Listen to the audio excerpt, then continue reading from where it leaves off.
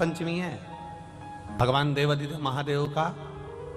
आज बसंती पुष्प से सरसों का जो फूल होता है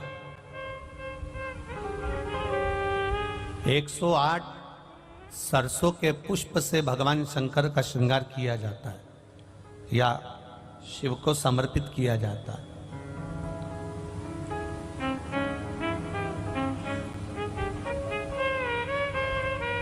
अगर डॉक्टर बोल भी देता है कि ऐसा लग रहा है कि कोई बड़ी बीमारी आने वाली है, शरीर में कोई ऐसा रोग आने वाला है कि ये बहुत बड़ा रहेगा, हम उनको हमेशा कहते आए हैं कि प्रयास करना कि बसंत पंचमी के दिन सरसों के फूल 108 शंकर भगवान को चढ़ जाएं, उसके बाद जांच करवाना प्रारंभ करो, बड़ी बीमारी नहीं आएगी, बाबा उसको टाल ही देगा। उसका नाम महामृत्युंजय है,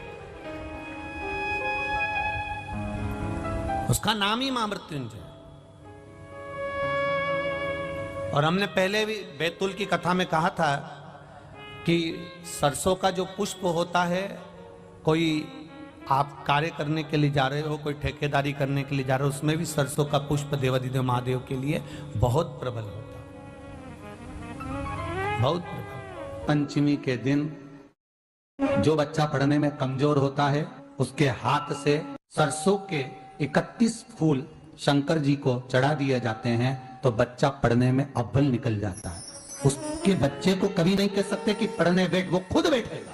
और बाकी के सरसों के फूल आपको मालूम है कि रोग मुक्ति के लिए तो होते ही हैं, ये तो आपको पहले भी वर्णन किया महाराज कि जब कोई एकदम रोग आ जाए और डॉक्टर एकदम बोल दे कि ये रोग भारी आ गया है और इसकी जांचें जाएंगी और फिर ये कुछ भी हो सकता है, तो क्या करा जाता था कि 108 सरसों के फूल लाकर तुरंत शंकर भगवान को चढ़ाए जाते थे महाराज। तो चढ़ाने के बाद में रिपोर्ट अच्छी आती है। ऐसा नियम है, कहीं ठेका कोई ठेकेदारी करते हैं ना, जो ठेका भरते हैं कि भाई मेरा टेंडर आना चाहिए, मेरा ये काम होना चाहिए, मेरी मल्टी बनना चाहिए, या मेरा ये काम के लिए जा रहा हूं, ये काम फतेह होना चाहिए, उसके सबके हाथ पैर जोड़ने से अच्छा एक काम करो, बस 108 सरसों के फूल उठाओ, शंकर जी का उद्धतेश्वर महादेव का नाम लिखो और छोड़ दो, शिव जी के ऊपर एक एक कर चढ़ा दो, वो ठेका तुम्हें ही मिलेगा, वो काम तुम्हारे पास ही आएगा। हम बच्चों से कहना चाहेंगे, छोटे छोटे बच्चों से, आप माता सरस्वती की आराधना करा करो। मेरे बच्चों से निवेदन है, कभी जिंदगी में अगर मौका मिल जाए और सरसों के फूल यदि आपके जीवन में आपको कहीं से प्राप्त हो जाए, सरसों के फूल जानते हो ना, पीला कलर का होता है सरसों का फूल, आप प्रयास करो सरसों का फूल। जिस दिन माता सरस्वती का, मेरी बागेश्वरी का जिस दिन प्रागट्य उत्सव हो बसंत पंचमी का, उस समय पर माता सरस्वती का स्मरण कर कर वो सरसों का फूल आप देवादिदेव महादेव को चढ़ाइए। जैसे माता सरस्वती को ज्ञान दिया था वैसा मेरा महादेव आपको भी ज्ञान दे। वो सरसों का फूल आप देवादिदेव महादेव को समर्पित करें। केवल आज बसंत पंचमी का दिन, एक ही दिन शिव को प्रिय है पुष्प में आंक का पुष्प, जो आंकड़े का पुष्प होता है शंकर को बड़ा प्रिय है। और दूसरे नंबर पर शंकर को प्रिय है शमी का पुष्प, बहुत ध्यान देना महाराज। तीसरे नंबर पर शंकर को प्रिय है महाराज सरसों का पुष्प। सरसों होती है ना, जो राई अपन बोते हैं, सरसों बोते हैं, उसमें पीले कलर का जो पुष्प लगता है। हमारा तो निवेदन रहता है जब तक सरसों आए तो प्रयास करा करो कि सरसों के 108 पुष्प शंकर भगवान पर चढ़ाना प्रारंभ कर दो। महाराज ये पक्का है कि वर्ष भर कोई बड़ी बीमारी आपको घेर नहीं सकती अगर सरसों के फूल शिव को चढ़ रहे हैं तो।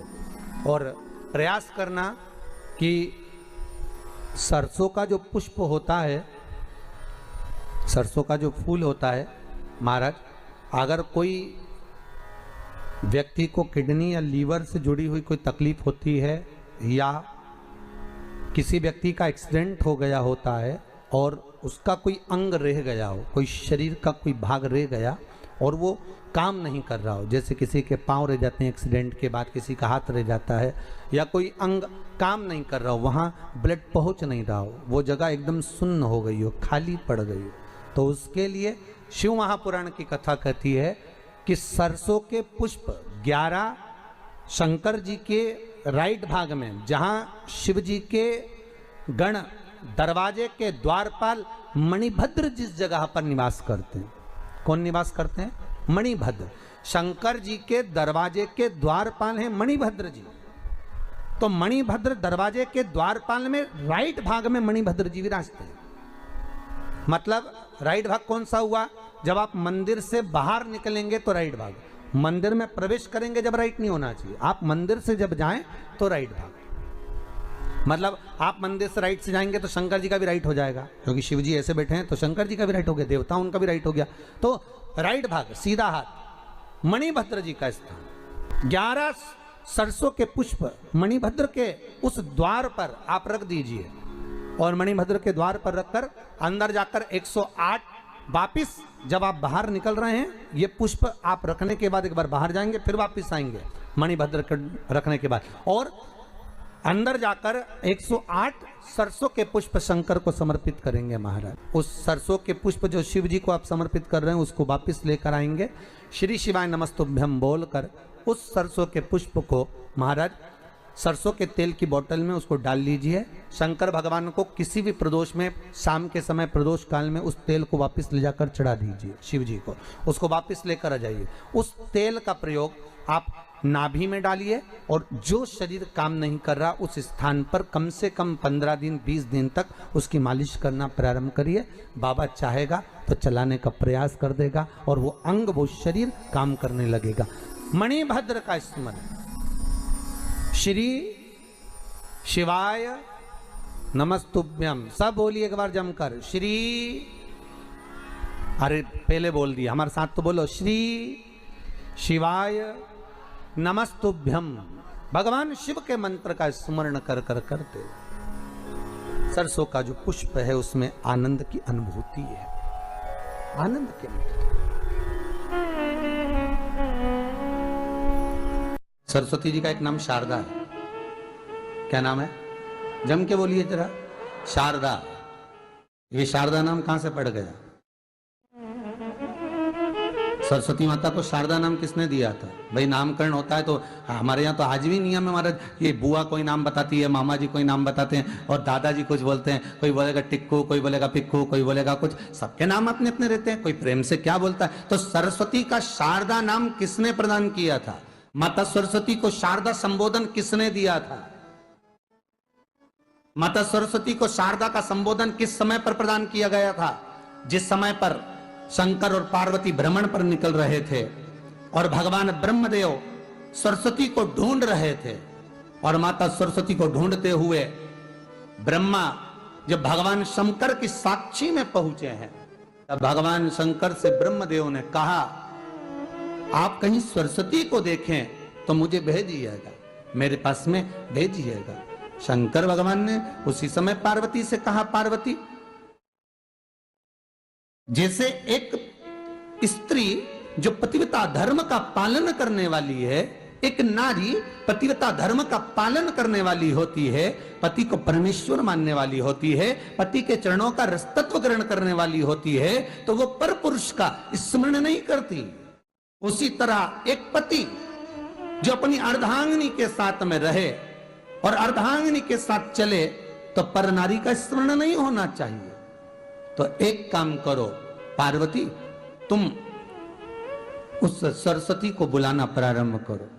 अब पार्वती जी ने कहा, सरस्वती तो मेरी बहन जैसी है, सरस्वती तो मेरी सखी जैसी है, अब मैं उसको अगर बुलाऊं, आवाज दूं, अच्छा नहीं लगेगा। तो माता पार्वती जब ढूंढते ढूंढते ढूंढते ढूंढते शंकर भगवान के साथ में भ्रमण करती करती पहुंची, तो क्या देखती है माता पार्वती कि एक सरोवर के पास में माता सरस्वती बैठकर सरोवर में अपना मुखाग्रविंद देख रही थी। श्वेत वस्त्र था मेरा माँ का, और बड़ी सुंदर गले में माला पहन रखी थी माता सरस्वती ने, और एक सरोवर में माता सरस्वती अपने मुख को जब निहार रही हैं, उस दर्पण के भाव में अपने प्रतिबिंब को देख रही हैं, तब उस समय पर माता पार्वती ने कहा,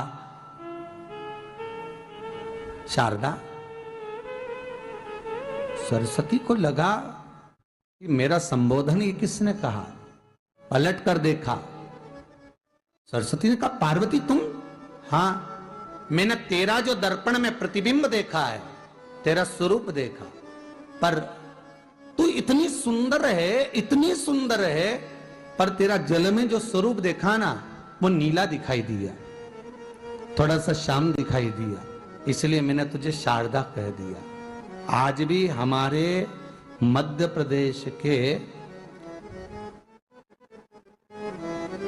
कटनी और सतना के बीच में महियर में आज भी शारदा भवानी विराजमान है महाराज।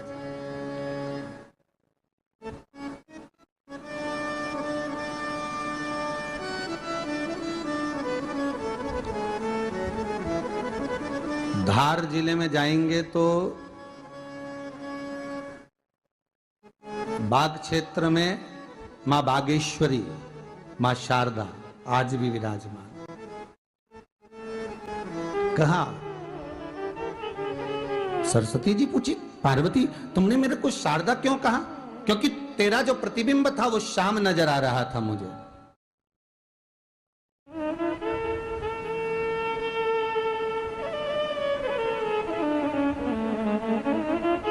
उस प्रतिबिंब को देखकर मैंने तुझे शारदा का संबोधन दिया। तुम्हें ब्रह्मा जी बुला रहे हैं। सरस्वती ने कहा, पार्वती मैया दीदी, आपने मुझे जो नाम दिया है, जगत के लोग, संसार के लोग मुझे इस नाम से जब पुकारेंगे तो ये शारदा, ये सरस्वती स्वयं उसके कंठ पर, उसके मस्तिष्क पर सदा विराजमान रहेगी, ये शारदा बनकर। इसलिए हमारे स्कूलों में, हमारे काव्य ग्रंथों में, हमारे जो कविगण रात्रि को जो काव्य पाठ करते हैं, कविता का स्मरण करते हैं, वो सरस्वती की वंदना नहीं करते, हे शारदे मां, शारदा की वंदना करते, शारदा की वंदना करते।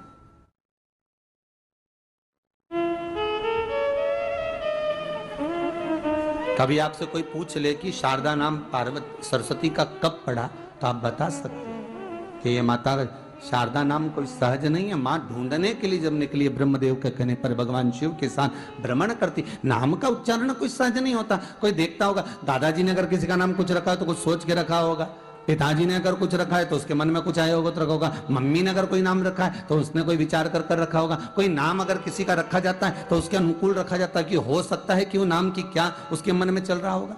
तो शारदा का संबोधन कोई सहज नहीं है। माता सरस्वती का एक नाम शारदा हुआ, इसलिए संबोधन में सरस्वती कम शारदे मां ज्यादा बोला जाता है। आप काव्य पाठ कर लो, नाम जाप कर लो, स्मरण कर लो। विश्वनाथ को कुछ नहीं चाहिए, मेरे शंकर को चाहिए क्या?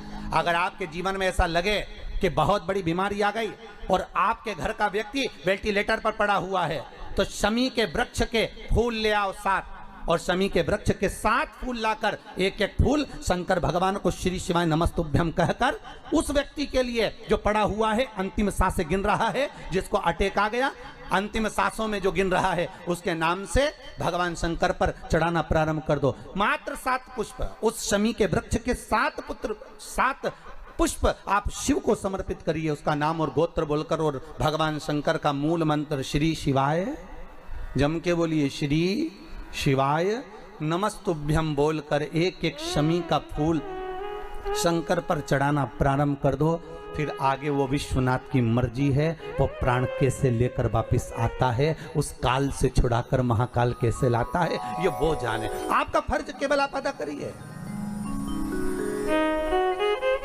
जब अंत में डॉक्टर भी हार जाते हैं, जब अंत में डॉक्टर भी कह देते हैं कि अब हमारे बस का नहीं है, अब तो उस परमात्मा के हाथ में, मतलब डॉक्टर को भी मालूम है कि एक और डॉक्टर बैठा हुआ, एक डॉक्टर और है, वो बस वो थोड़ा सा दूर तो रहता है पर करीब भी बहुत है। कई लोग कहते हैं गुरुजी वो कैलाश पर रहता है बहुत, तो उनको बुलाएंगे तो आएंगे। हमने कहा कैलाश पर तो रहता ही नहीं है, जहाँ भक्त है वहाँ भगवान, वो दूर तो रहता ही नहीं। आप तो बस केवल उसको बुलाने का प्रयास करिए, आप दिल से बस उसको हाजिर